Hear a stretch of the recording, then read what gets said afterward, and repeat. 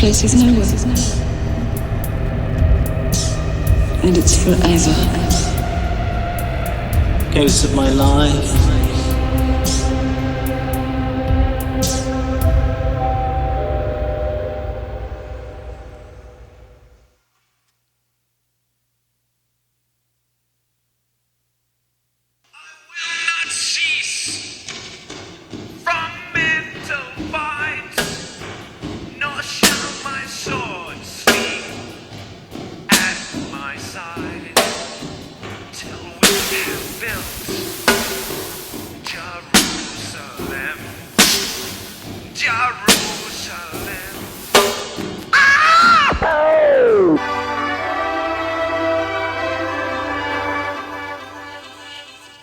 Alright, we are back. And this time we got a good one for you. We are Mark Fisher and the Funky Bunch.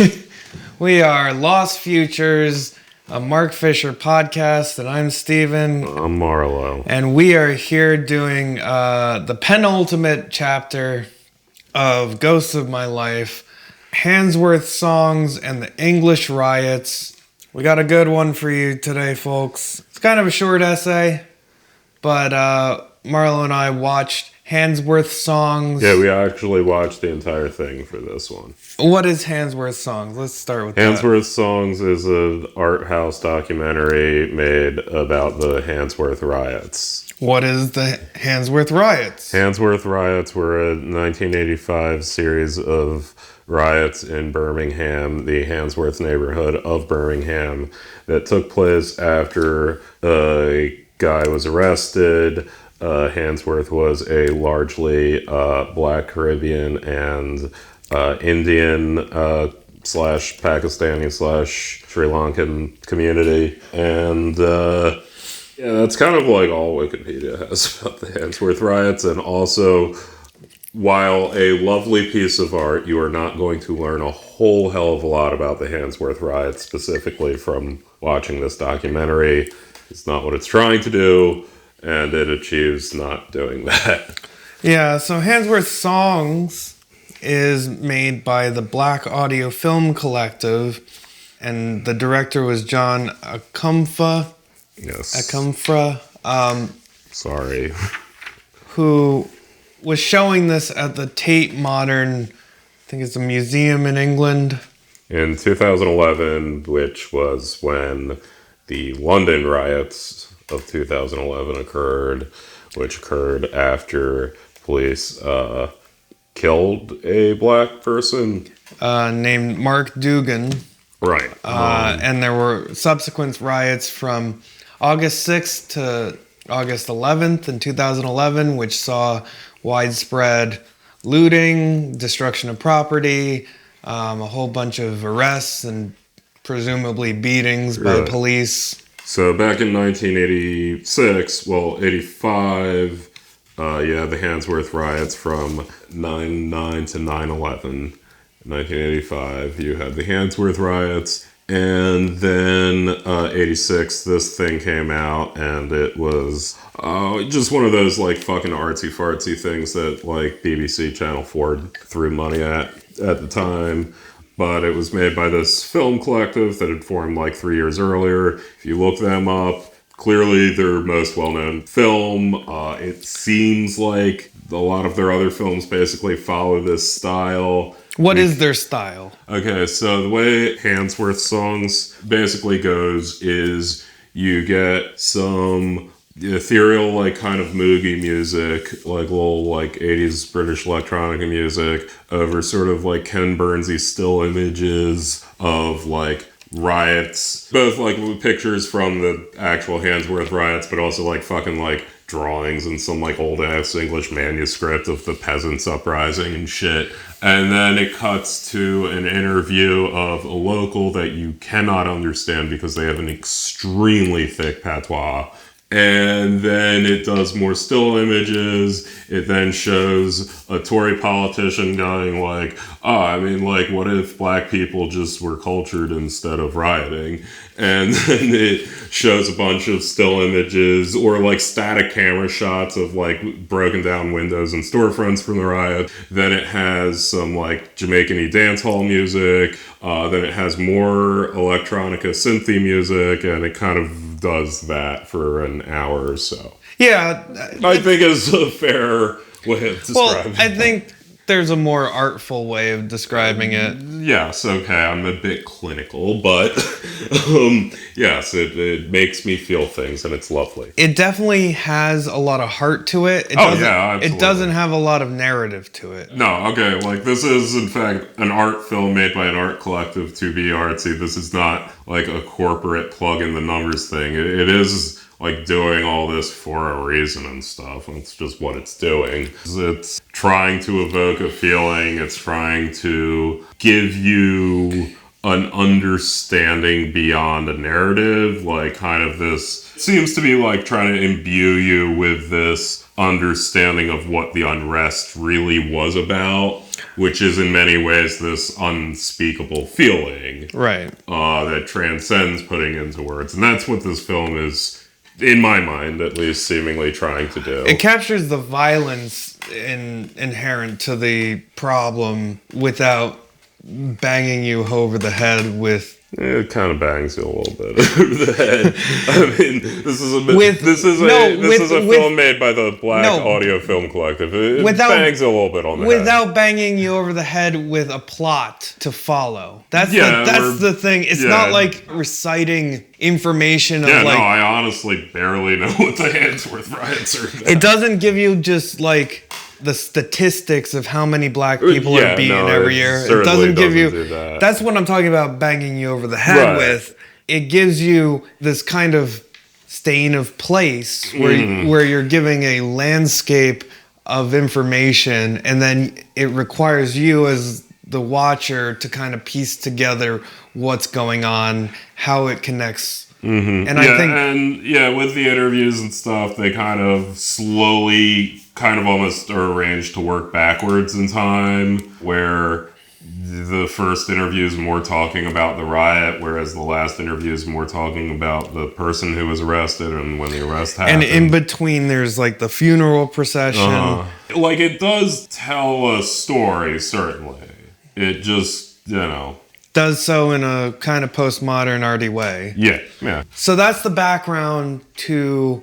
Why is Mark Fisher seeing this now in September of 2011, and why is it published in Sight and Sound website? It's because there was a screening of this documentary at a museum right after the riots in 2011, after the death of Mark Dugan, which was a flashpoint in a lot of, like, to give an American example, it's like the death of George Floyd and the riots that ensued. So, Yeah, I mean, a little more localized, but yeah, pretty much. They were a large set of protests about a police killing about race, which is, a problem that a lot of Western countries outside of America kind of like pretending they don't have, in much the same way a lot of Northerners like to pretend that there isn't like the racism that exists in the South and within the United States. Like, you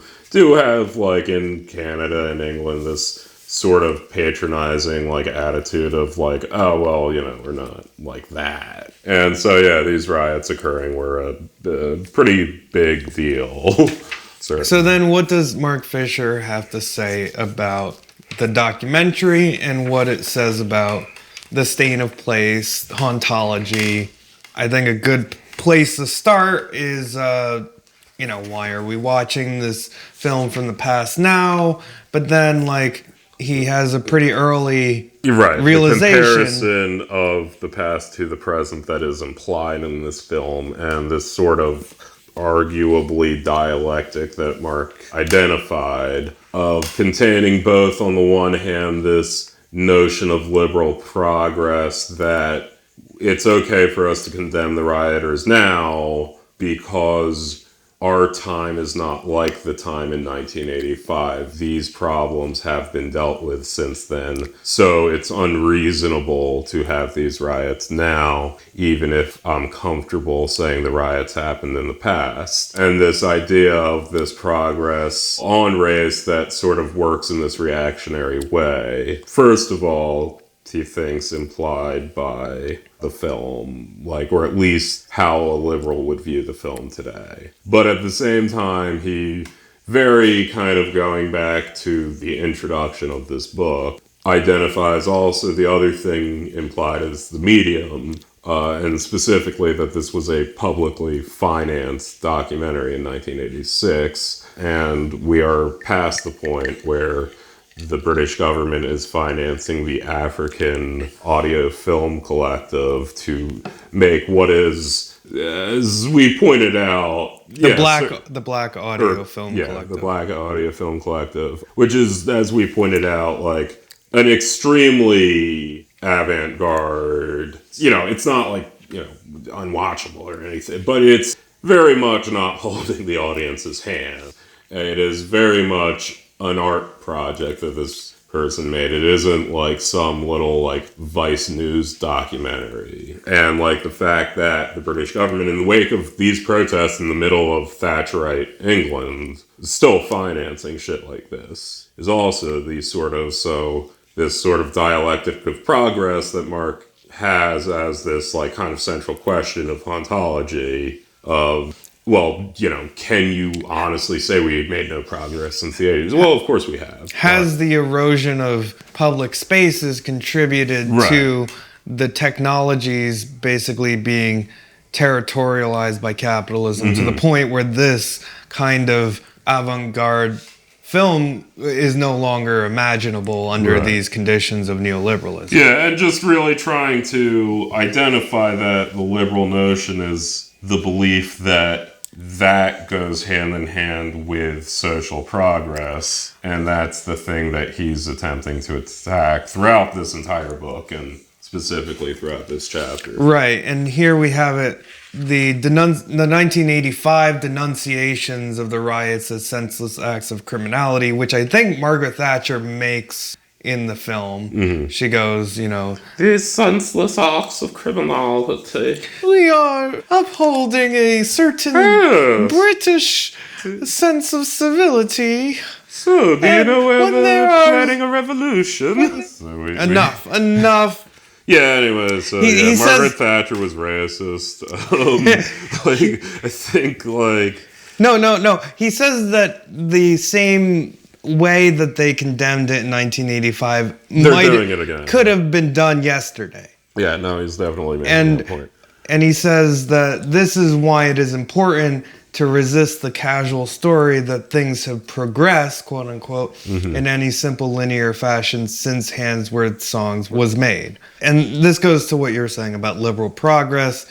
The assumption that brutal policing and racism were relics of a bygone era was part of the reactionary narrativization of the recent riots. Yeah. Yes, there was politics and racism back then, but not now, not anymore. Yep. And all the while, he's doing this in the context where it seems like Labour Party has to continuously defend against having abortion rights stripped. Yeah, I mean, to be clear, he is actually using, 5 paragraphs in Sight and Sound to make a polemic about recently occurred riots that, most of the British public was exceedingly racist about. So, good for you, Mark.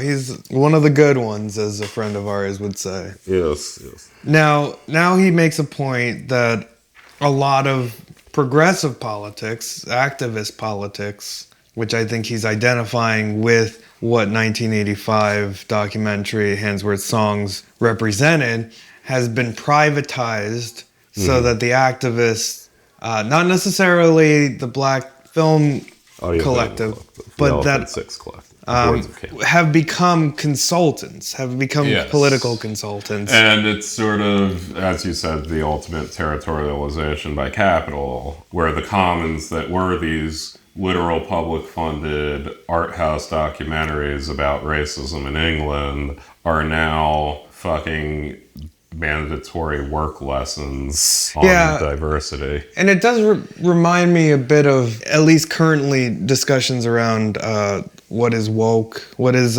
woke political stuff is bringing in this consultant class that was once liberal activists. Well, you should suggest to these people that we instead use their tax money to finance art house documentaries. Well, I think it goes back to his erosion of the public sphere. Right, no, that's exactly what I was saying. No, this is Marx's primitive accumulation of the enclosure movement. This is literally taking what was once a commons, a public resource of art and commentary and politics that occurred in this public square, and transferring it to literal corporate boardrooms to be used for HR policies. Absolutely. That's exactly what he's identifying. I am joking that, the people who are concerned about wokeness should therefore support a return to using public tax money to finance art house movies about racism. But the logic of the woke corporatist kind of thing disallows for that, because the way to change politics through politics is to do more consulting, and the more activism you do. Yes. Yeah, it's worth watching. You should give it an hour. It's pretty good. He says in a similar thing to how he introduces capitalist realism with Children of Men, it seems like the collective's practice and the black avant-garde politics coexist next to this reality of corporatism. And therefore they see an opportunity and an optimism within the rioting, right? Yeah. He says at the time it was almost unthinkable that this group was making it. He says, when they were making the documentary, he says, even the sight of young black people carrying cameras provoked bemusement. Are they real? Gopal recalled police officers asking as the collective filmed events in Handsworth and Broadwater Farm 25 years ago.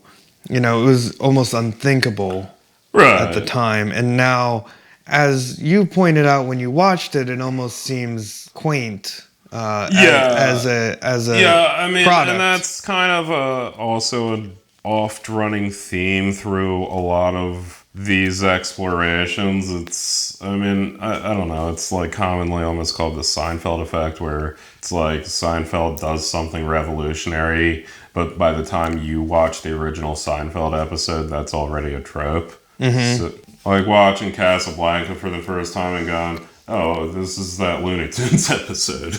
Yeah, there's something about watching Handsworth Songs that definitely feels like it was weird to me, because it's just, there was nothing else made about the Handsworth riots, seemingly.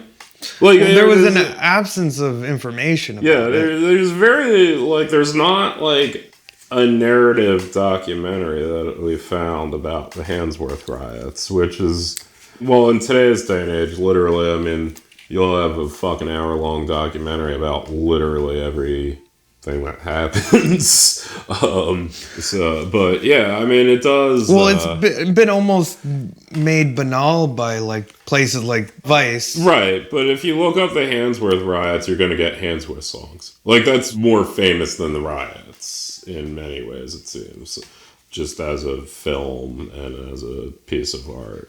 Approaching it as an American who's never heard of this shit in 2023, it's just something I was struck with. What do you think of his kind of thought process on blackness and being black, which he goes, Angelica Sagar and Kodwo Eshun, who is in every other essay in this book, seemingly. Kodwo Eshun, he was in the Tricky episode, he was in, what did you make of his... Black might be profitably understood as a dimension of potentiality.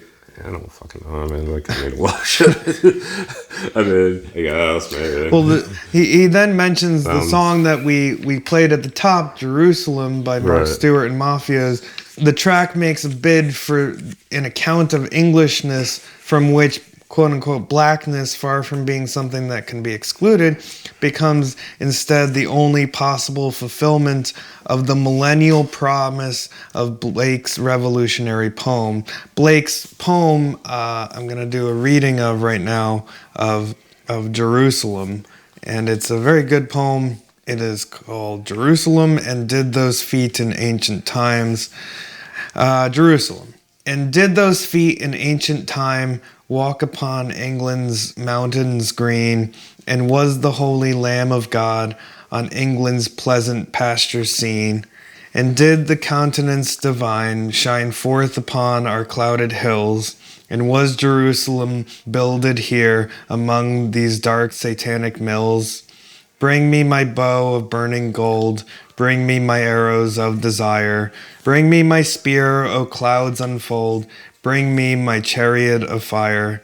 I will not cease from mental fight, nor shall my sword sleep in my hand, till we have built Jerusalem in England's green and pleasant land.